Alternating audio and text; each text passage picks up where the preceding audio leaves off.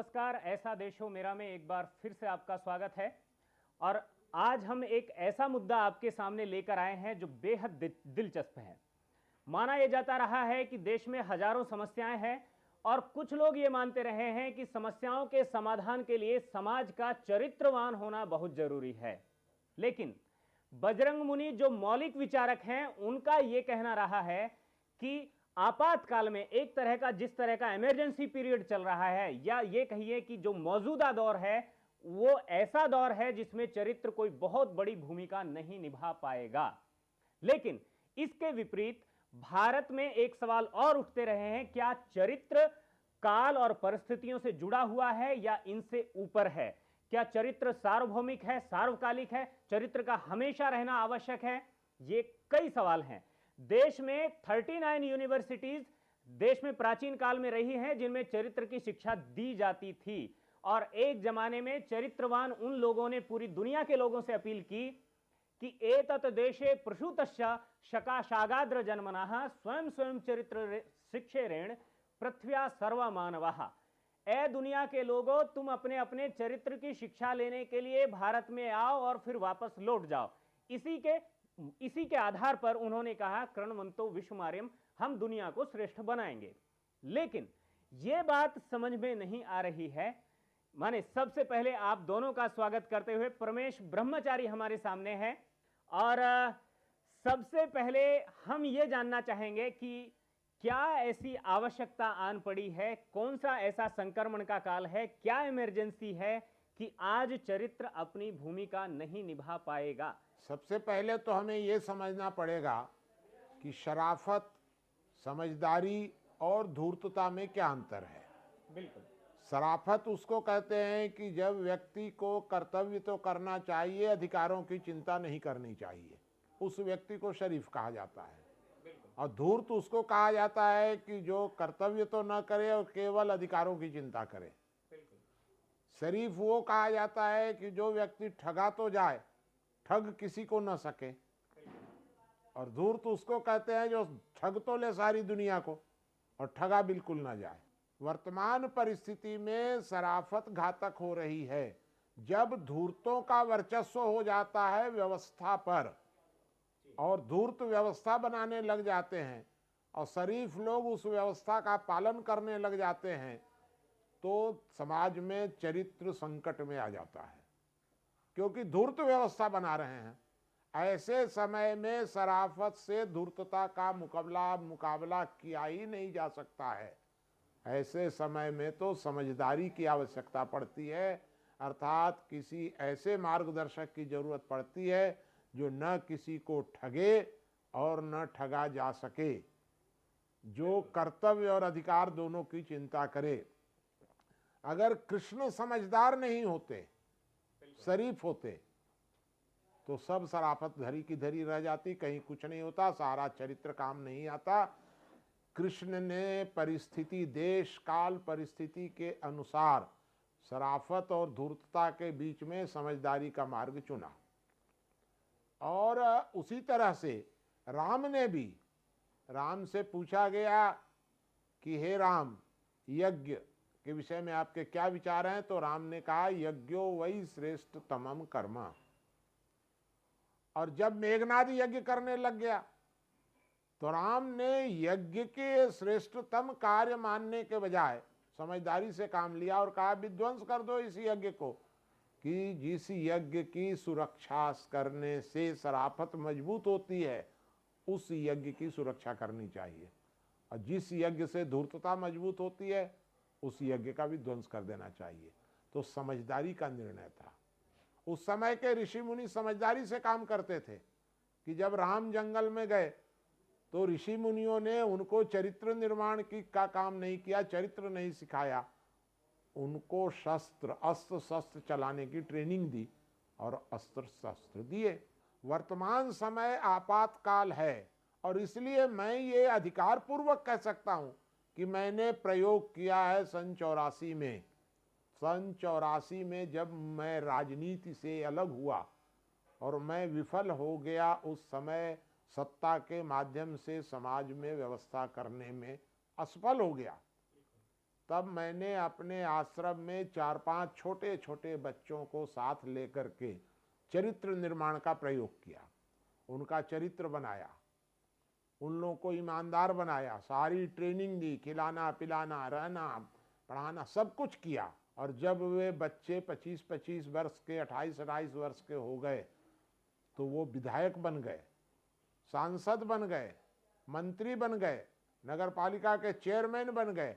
और सारे के सारे बच्चे जब पावर में गए तो सबके सब भ्रष्ट हो गए, और आज भी वो लोग भ्रष्ट हैं वर्तमान समय में भी पावर में। तो चरित्र दो इसमें कहीं भी बन नहीं सकता है। यदि व्यवस्था गड़बड़ है तो हर धूर्त वर्तमान समय में घूम घूम करके या तो चरित्र का उपदेश दे रहा है। अगर बाघ ये शिक्षा दे कि गाय को चरित्रवान होना चाहिए तो बाघ को बहुत आराम है, क्योंकि गाय अगर हिलेगी डुलेगी नहीं तो खाने में बहुत मजा आएगा। तो हर धूर्त चरित्र की शिक्षा दे रहा है वर्तमान स्थितियों में। सामान्य काल में चरित्र निर्माण ही एकमात्र मार्ग होता है, और आपत्ति काल में चरित्र निर्माण हमेशा घातक होता है, क्योंकि शराफत ही धूर्तों का भोजन हो जाती है। तो वर्तमान समय मेरी दृष्टि में, आपकी दृष्टि में क्या है, मुझे उससे कुछ नहीं कहना है। मुनि जी, एक बात मैं कहूंगा, परमेश ब्रह्मचारी यहाँ पर बैठे हैं, दर्शक भी देख रहे हैं। भारत में एक ब्रह्मचारी को ऐसा ही, अभी गुरुकुल से आए भी हैं काशी से, माना यह जाता है कि ब्रह्मचारी ऐसा ही होता है। शोधार्थी हैं संस्कृत में, और दुनिया भर में जो है संस्कृत का प्रचार भी कर रहे हैं। मेरा ये कहना है, आपको आपने चरित्र की शिक्षा अपने गुरुकुल से ली? हाँ बिल्कुल। आपको नहीं, एक सवाल मैं आपसे और जानना चाहूंगा, क्या आपको चरित्र के कारण से नुकसान उठाना पड़ा है या आप खुश हैं? मैं बहुत खुश हूँ, और चरित्र के कारण से कोई भी नुकसान कभी पा ही नहीं सकता, क्योंकि चरित्र के माध्यम से ही हम जिस किसी को भी मार्ग पर लाया जा सकता है। जैसे आपने कहा कि धूर्तों का आज राज्य है, वो धूर्त हुए क्यों? क्योंकि हमने उनकी जड़ तक हम नहीं गए, हमने उनकी जड़ों को नहीं खोदा, और उन्हें इतना परिपक्व नहीं बनाया कि वो धूर्त ना बने। जिस पर हमने काला रंग चढ़ा दिया, श्वेत वस्त्र पर काला रंग चढ़ा दिया, इसके बाद काले पर कोई रंग नहीं चढ़ सकता। तो हमें इतना पुष्ट, अपनी चरित्रता का रंग इतना पुष्ट करना है, चरित्र को इतना पुष्ट करना है, कैसी भी परिस्थिति में वो व्यक्ति जाए, कैसी वो वैसे तो बहुत चरित्रवान है, लेकिन कोई नहीं दिख रहा है तो पैसे भी उठा लिए, वो चरित्र नहीं है। बहुत बड़ी एक शिक्षा हम लोगों ने सुनी है। एक प्रश्न बीच में ये पैदा होगा कि क्या राम ने जो रावण के साथ किया वह गलत किया? मतलब रावण का चरित्र निर्माण करना चाहिए था राम को। एक बात बताइए कि एक गुरु के 2 शिष्य हुए हैं, एक का नाम था युधिष्ठिर और एक का नाम था दुर्योधन, और दोनों का चरित्र निर्माण एक साथ हुआ है, और एक ही गुरु ने दोनों का चरित्र निर्माण किया है, एक ही शिक्षा दी। ऐसा नहीं है कि एक को अलग शिक्षा देते थे, एक को अलग देते थे। ये तो भारतीय मानस में पुनर्जन्मों के संस्कार का भी कुछ असर तो जोड़ा आप गया है। फिर पुनर्जन्म के संस्कार लीजिए उसके साथ। तो यदि पुनर्जन्म के संस्कार भी जुड़े हुए हैं चरित्र के साथ, लेकिन चरित्र का फल हमने देखा। दुर्योधन भले ही राज्य को प्राप्त कर गया हो, दुर्योधन ने भले ही राज्य को संभाला हो, लेकिन युधिष्ठिर जी ही पूज्य रहे। और आज भी हर व्यक्ति, युधिष्ठिर तो पुत्र का नाम रखता है, लेकिन दुर्योधन कभी नहीं रखता। दुर्योधन नहीं, मैं ये मानता हूं कि दुर्योधन से युधिष्ठिर श्रेष्ठ थे, लेकिन युधिष्ठिर के पास दुर्योधन का समाधान नहीं था। दुर्योधन का समाधान किसके पास था? कृष्ण के पास। तो युधिष्ठिर और दुर्योधन के बीच युधिष्ठिर ठीक है, अर्थात यदि सामान्य काल हो, सामान्य काल में चरित्र सर्वोच्च है सामान्य काल में, और आपत्ति काल में, आपत्ति काल तो कभी कभी आता है, विशेष परिस्थितियों में आता है, तो सामान्यतया तो चरित्र सर्वोच्च है सामान्यतया। लेकिन जब आपत्ति काल आता है तो चरित्र निर्माण के कार्य को थोड़े समय में आपत्ति काल में रोक कर ऐसे समय में समझदारी से काम लेना चाहिए। चरित्र से समाधान, दुष्टों का समाधान आज तक कभी भी चरित्र से नहीं हुआ है। 3 तो हुए हैं, वाल्मीकि, अंगुलीमाल, यही 2-3 का तो बदला गया है, और बाकी तो सबको देवी दुर्गा ने मारा, देवी दुर्गा ने चरित्र निर्माण क्यों नहीं किया? मेरे एक सवाल का जवाब आप दीजिए। सिकंदर भारत पर आक्रमण करने के लिए आ रहा था, हर राज्य को जीतता हुआ आ रहा था, उसका सामना किसने किया? चरित्रवान लोगों ने। गुरुकुल में नालंदा में पढ़ने वाले। आपको मालूम नहीं है, अगर चाणक्य भी चरित्रवान होते, चरित्र जो है वो सहायक होता है ऐसी परिस्थिति में। मैं चरित्र के विरुद्ध नहीं हूं, मैं तो ये कह रहा हूं कि चरित्र को अपना संस्कार मान करके नहीं चलना चाहिए। आपातकाल में चरित्र भी सहायक होगा, क्योंकि चरित्र होगा तो सहायता तो करेगा, लेकिन उस समय भावना से न बह करके बुद्धि से काम लेना पड़ता है, और बुद्धि से काम लेना जो है वह समझदारी का भाग है। इस हिसाब से हमें सोचना पड़ेगा। कहीं भी आप आज तक ऐसा नहीं पाएंगे। आपका कहना है कि चरित्रवान आदमी बुद्धिमान नहीं होता है या समझदार नहीं होता है? चरित्रवान आदमी भी समझदार हो सकता है, लेकिन यह आवश्यक नहीं है कि समझदारी के लिए चरित्र अनिवार्य ही है। मेरा दोनों में अंतर है। लेकिन जो समझदार व्यक्ति है और बाद में यदि वो समझदार चरित्र से परिपुष्ट नहीं है और बाद में वो धूर्त हो जा रहा है, तब हम क्या करेंगे? फिर वही जो समस्या हमारे सामने आज है, वही समस्या फिर बनी रहेगी। राज्य तो अंत्योत गत्वा, अंत में राज्य तो हमें किसका चाहिए? चरित्रवान का चाहिए, ना कि हमें धूर्तों का राज्य चाहिए। क्योंकि वो धूर्त जो समझदार है और उसके ऊपर पक्की तरह से, अच्छी तरह से चाशनी समझदारी की तो चढ़ी है, लेकिन चरित्र की नहीं चढ़ी है, तो बाद में वो धूर्त होकर हम सबको नष्ट करेगा। इसीलिए महत्व तो चरित्र का ही है। कहना है कि ये जो समझदार लोग हैं, कथित तौर पर समझदार लोग, ये घातक होंगे। मैं आपसे बिल्कुल असहमत हूं, क्योंकि हमें ऐसा कोई राज्य नहीं चाहिए कि जो राज्य हमारा मालिक हो। चरित्र की आवश्यकता तो मालिक के हिसाब से। तो अगर आज राज्य हमारा मालिक बना हुआ है, तो उस राज्य से निपटने के लिए चरित्रवानों की फौज ने इस समय जो है वो काम नहीं आएगी, क्योंकि चरित्र बनाएगा कौन? तो क्या हम देश को चरित्रहीन लोगों के ऊपर छोड़ दें? मेरा ये कहना है कि मैं चरित्रहीनता की प्रशंसा नहीं कर रहा हूं। बिल्कुल, मैं तो ये कह रहा हूं कि अच्छा, चरित्र बनाएगा कौन? तो चरित्र बनाने वाला कोई दूसरा व्यक्ति होगा, बस जो चरित्र का उपदेश देने वाला, वह व्यक्ति कौन होगा? उसका चयन कौन करेगा? तो उसका चयन करते समय अगर वही चरित्रहीन हो गया, तब क्या होगा? प्रश्न यहाँ आता है। हमें चरित्र की जो शिक्षा है वो प्रारंभ काल से ही देनी चाहिए। और जो हमारे सदग्रंथ हैं, हम क्यों चरित्रहीन होते जा रहे हैं? हमारी संस्कृति, हमारी सभ्यता, हमारे धर्म, हमारी चेतना से हम अलग होते जा रहे हैं। हम दूसरे की चेतना को अपनी चेतना मान रहे हैं। हम दूसरों के धर्म को, सबसे बड़ी चरित्र निर्माण के लिए प्रत्येक व्यक्ति के लिए है अपने धर्म का वो पालन करे। आपका कहना यह है कि कहीं ना कहीं शिक्षा तंत्र कुछ दोषी हो गया है, जिसके कारण कुछ गड़बड़ हो रहा है। मेरा ये कहना है कि शिक्षा तंत्र दोषी नहीं हो गया है, मेरा तो ये कहना है कि ज्ञान तंत्र दोषी हो गया है। शिक्षा तो विस्तार हो रही है और ज्ञान घट रहा है। ज्ञान जो है वो ज्ञान से चरित्र बनता है। बिल्कुल, शिक्षा से तो कैपेसिटी डेवलपमेंट होता है। ज्ञान घट रहा है समाज के अंदर। वर्तमान समय में जो राजनीतिक ढांचा है देश का, ज्ञान का सोर्स क्या हो सकता है? ज्ञान का जो स्रोत है वह तो प्रैक्टिकल होता है। ज्ञान स्वनिर्मित होता है ज्ञान, लेकिन वो हम शिक्षा पर इतना ज्यादा जोर देने लग गए कि शिक्षा को ही हमने सारा भौतिक विकास को उसका माध्यम मान लिया। बिल्कुल।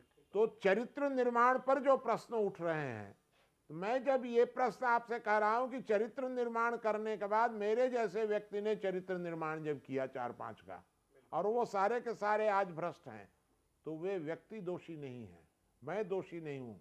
पॉलिटिकल सिस्टम दोषी है देश का। उसमें वो भी दोषी नहीं है, उसमें वातावरण दोषी है।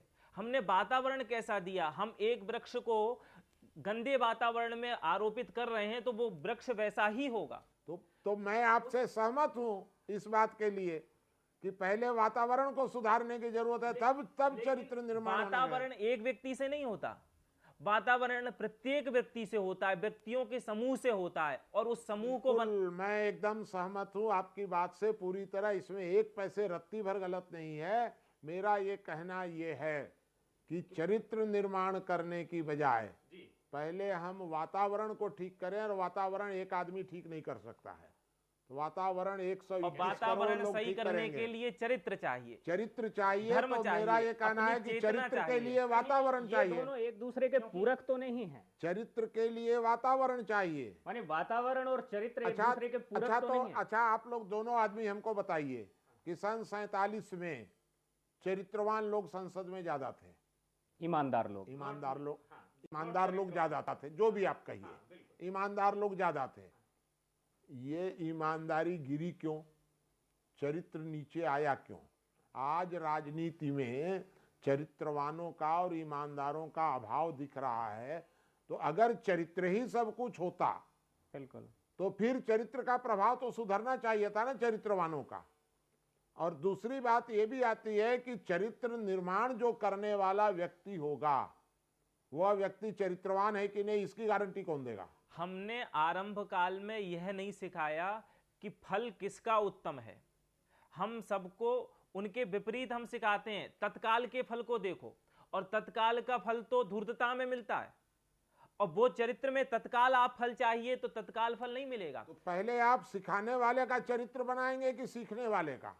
उभय दोनों का ही हमें चरित्र अपेक्षित है। दोनों का आप कैसे बनाएंगे जब सिखाने वाला कोई और है? बिल्कुल बिल्कुल। तो अगर गुरु बच्चे को शिक्षा दे रहा है और गुरु की नीयत खराब है, तो गुरु की नीयत खराब है तो आप बच्चे को क्या अगर कहेंगे? इतना ही ज्यादा आवश्यक है तो पहले सिखाने वाले ही तैयार कर लीजिए। तो पहले सिखाने वाले तैयार किए जाएं। सिखाने वाले को तैयार कौन करेगा? कोई और सिखाने वाला। तो अंततोगत्वा जो सिखाने वाला सबसे ऊपर होगा, सबसे ऊपर, वह व्यक्ति कैसे चुना जाएगा कि ये चरित्रवान है कि धूर्त? क्या आपको लगता है देश में ऐसे वो जो सबसे ऊपर वाला जिसको आप सिखाने वाला कहते हैं या सुप्रीम कैरेक्टर से वो कहते हैं मेरा कहना है। तो क्या इस देश में जो है आपको लगता है कि एक भी चरित्रवान व्यक्ति ऐसा नहीं बचा है जो लोगों को मार्गदर्शन कर सके? ऐसे जो चरित्रवान लोग हैं, मार्गदर्शन करने लायक लोग हैं, बिल्कुल, वे लोग नेपथ्य में जाते जा रहे हैं। उनको हाईलाइट कौन करेगा? ये धूर्त लोग करेंगे क्या? ये धूर्त उनको ढकेल दे रहे हैं और उनकी जगह। ये बताइए कि सीता जी को तो ये कहा गया था कि आपको ऐसा करना चाहिए। सीता जी को ये कहा गया, तो समझदारी की अगर ट्रेनिंग होती तो सीता जी धोखा नहीं खाते। रावण, सीता जी जानते थे कि साधु वेश में तो साधु ही आएगा, दुष्ट तो आएगा नहीं। राक्षस चला गया वहां पर। तो जब राक्षस के रूप में धूर्त लोग वर्तमान समय में चरित्र निर्माण का कार्य करने लग गए, तो इसकी पहचान कैसे होगी कि धूर्त चरित्र निर्माण कर रहा है कि शरीफ समझदार कर रहा है? इसलिए पहले हमें यह तय करना पड़ेगा कि संपूर्ण समाज एकजुट होकर के, पूरा समाज स्वतंत्रता पूर्वक पहले वातावरण निर्माण करे। आज के काल को आप किस तरह से, वो इमरजेंसी पीरियड जिसकी बात हो रही है, आपातकाल, कैसे मान रहे हैं? कि बिल्कुल हम इसलिए मान रहे हैं कि चरित्र का प्रभाव घटता जा रहा है, चरित्र दूषित होता जा रहा है, धूर्तता मजबूत होती जा रही है। और जब समाज में धूर्तों की संख्या, देखिए 3 प्रकार के लोग होते हैं। एक वे होते हैं जो एक्सीडेंट ट्रेन में मरते हुए यात्रियों की सेवा करते हैं, उनको माना जाता है शरीफ। और एक वे होते हैं कि जो एक्सीडेंट ट्रेन में यात्री मर रहा है तो उनको उसका सामान लेकर के भागता है, झपट मार देते हैं, ये होते हैं अपराधी। बिल्कुल। और एक बीच के लोग होते हैं। ये जो बीच के लोग होते हैं वे कभी उसके साथ हो जाते हैं, कभी इसके साथ हो जाते हैं, परिस्थिति अनुसार। तो धूर्तों की संख्या, समाज में अपराधियों की संख्या यदि 5% तक हो जाए तो आपातकाल मान लेना चाहिए। पुराने जमाने में भी अगर 10 ठो राक्षस हो जाए तो 100 देवता गली गली में छिपे छिपे फिरते थे, पुराना इतिहास बताता है। और इन देवताओं की रक्षा करने के लिए फिर किसको आना पड़ता था? कृष्ण और राम रूपी समझदार व्यक्ति को। कृष्ण और राम समझदार थे। कृष्ण और राम उस तरह के, माने वो चरित्र को लेकर के रिजिड नहीं थे। चरित्र था लेकिन समझदारी थी। तब ना ये सारे देवता जितने थे चरित्रवान, वो राम और कृष्ण के पीछे चले गए। महाभारत काल वो भी एक तरह से आपातकाल था, इमरजेंसी थी, जिस तरह का उसका चित्रण जी, किया गया वही है। मेरा कहना है। लेकिन मैं ये कहना चाहता हूं कि फिर भी कृष्ण को उस समय भी योगी राज कहा गया, वो चरित्र के पराकाष्ठा चरित्र की पराकाष्ठा नहीं थी योगी राज। योगी राज जो उनको कहा गया है कृष्ण को, तो योगी राज तो थे ही वो, क्योंकि अगर वो योगी राज नहीं होते तो उनमें इतनी समझदारी कहां से आ जाती। योग जो था वो भावना के लिए नहीं होता है। भावना और विचार, इन दोनों का अंतर समझने की जरूरत है। भावनाओं से चरित्र बनता है, संस्कार बनते हैं, और विचारों से समझदारी आती है। हिंदुस्तान में एक तबका ऐसा है जो चरित्र निर्माण पर बहुत जोर देता है, और उसका तो यहाँ तक कहना है कि राजनीति में भी उसके कुछ लोग चरित्रवान लोग गए हैं। आपके यहाँ पर रमन सिंह है, उधर नरेंद्र मोदी हैं, और भी कुछ कुछ सीएम उन्होंने बनाए हैं, शिवराज चौहान है मध्य प्रदेश में। ये सब उन्हीं के कैंप से निकल कर गए ये हैं। सब बनाए नहीं गए हैं, ये बनकर आए हैं। हाँ, तो अगर यदि आप चरित्र की बात करेंगे तो जैसा चरित्र रमन सिंह का है, जैसा चरित्र मोदी का है, बुद्धदेव भट्टाचार्य का उससे कमजोर नहीं है। केरल के मुख्यमंत्री अच्युतानंदन, उनका चरित्र इन लोगों से कमजोर नहीं है, लेकिन ये लोग हार गए। प्रश्न ये उठता है कि जब तक समाज में चरित्र, वर्तमान समय में, मैं चरित्र को शाश्वत दोष नहीं दे रहा हूं कहीं भी, लेकिन वर्तमान समय में चरित्र जो है वह तो एक हथियार है। उसका उपयोग इस समय धूर्त लोग कर रहे हैं, समाज को ठगने के लिए कर रहे हैं। वो मेरे ख्याल से अपने चरित्र के कारण नहीं, अपनी नीतियों के कारण हारे होंगे। कौन? अच्युतानंद हो या फिर बुद्धदेव भट्टाचार्य हो। क्योंकि नीति वो लोग ठीक बना ही नहीं पाए।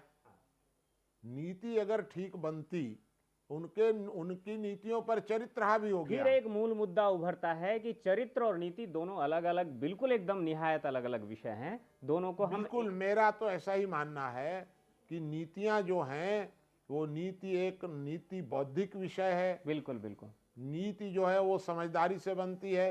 नीति, देश, काल, परिस्थिति, इन तीनों के आधार पर नीतियां बदलती हैं। लेकिन कहीं ऐसा तो नहीं है कि चरित्र भी इस वेश में समा गया है? अगर कोई कोट पैंट पहन लेता है या कहीं पर अपना टीवी देख रहा है, मतलब तो वहां उसे मान लिया जाता है कि चरित्र के लिए पर्टिकुलर शिक्षा।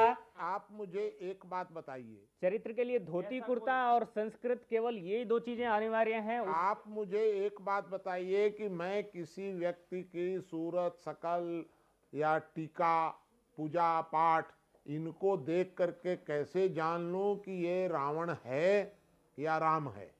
बिल्कुल। और क्या हो सकता है, माने मैं कैसे जानूं?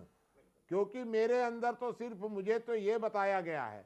इसलिए जब सामान्य काल हो तो किसी भी टीका वाले को, किसी भी पूजा वाले को, किसी भी भक्त को चरित्रवान माना जा सकता है सामान्य काल में। और जब राक्षस लोग प्रबल हो गए हों, तब तो उस समय सतर्कता की जरूरत है कि पता नहीं ये राक्षस है कि ये देवता है। सतर्कता की, ये जो सतर्कता है, यह सतर्कता आपातकाल में आती है, आवश्यक होती है आपातकाल में। आपातकाल में चरित्र को यदि आप सर्वोच्च महत्व दे देंगे तो ठगा जाएगा सारा संपूर्ण समाज। लेकिन हम कह रहे हैं कि हम प्रत्येक व्यक्ति चरित्रवान हो तो कौन ठगेगा?